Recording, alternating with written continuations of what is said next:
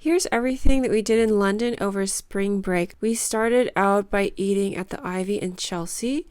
My kids had fish and chips and I had a halloumi salad.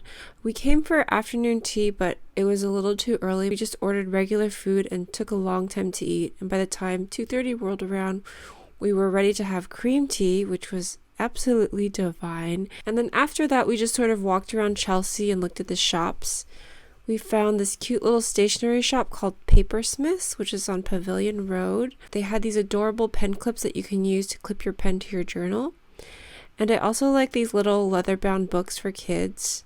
I thought these were so creative. And there are a lot of other cute little shops on the street, so I definitely recommend visiting. The next day we were planning on going to the changing of the guard at Buckingham Palace, but we woke up so late we missed it. So instead we went to the Tate Modern, which was right by our hotel. And then we walked across the Millennium Bridge. We saw St. Paul's Cathedral from the outside, and then we went to Covent Garden to shop around a bit. We went to Neal's Yard, which was really cute, but there's not really much to do here. It was a little bit underwhelming unless you're going to eat. We also stopped by the famous stationery store, Choosing Keeping. They had a lot of Japanese stationery items here, but I really wanted to get something from London that was from, that was British. So we all ended up getting these really cute fruit sticker albums where you can collect stickers that come on fruit. So the whole trip we were just stopping in supermarkets to peel the stickers off of the fruit and put them in our fruit sticker albums. Then we headed over to Present and Correct, which is a little bit more of a modern stationery shop. They had a lot of cute cards and oversized items, including this giant pencil. I ended up getting a paperclip stamp here. And then it was time for us to go to tea. So I'd made reservations at the Savoy, and we were all really excited because this is kind of the main reason we came to London. It was to have afternoon tea. So it was super fancy, super nice.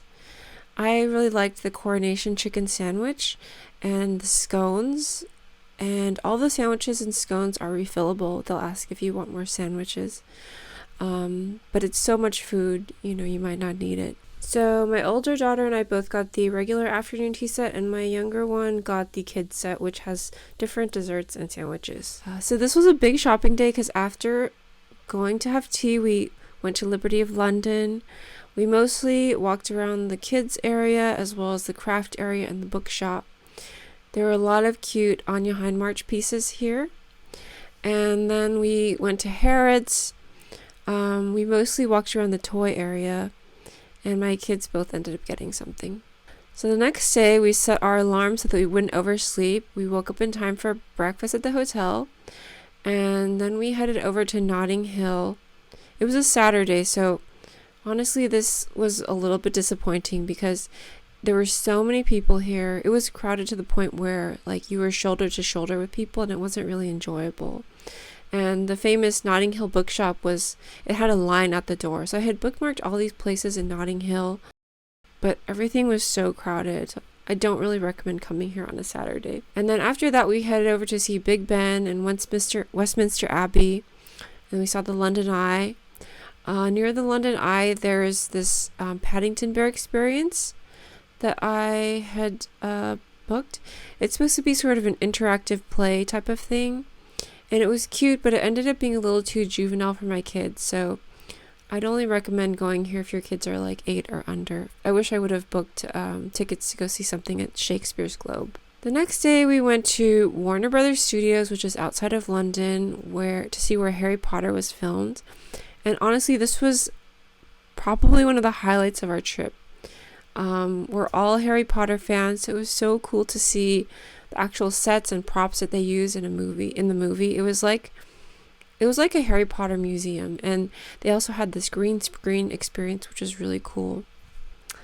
And then we stayed there until 2 or 3 in the afternoon and took a Uber back to London, which dropped us off at the Tower of London. So we walked across the Tower Bridge. And then we had dinner at Hawksmoor, which is near Borough Market, and they had a nice Sunday roast dinner, which was absolutely delicious.